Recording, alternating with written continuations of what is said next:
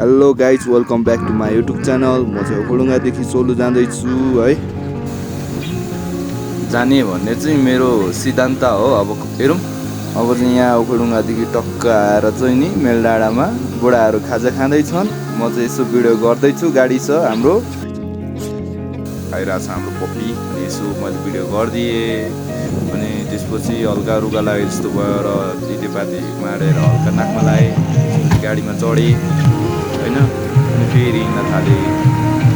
पत्तालेदेखिको टक्क सोलुखुम्बु छिरिसकेको हो अहिले चाहिँ होइन। टक्क अब छिर्दैछौँ गाडीमा हो होइन। यात्रा धेरै लामो छ। टक्क घरहरू टक्क यस्तो देखाइरहेको छ सिन होइन। हिँडिरहेको छ गाडी टक्क लगाएर है। सरर परेर धेरै दिन भइसक्यो, महिनौँ वर्षौँ कटिसक्यो मैले युट्युबमा भिडियो नहालेको है।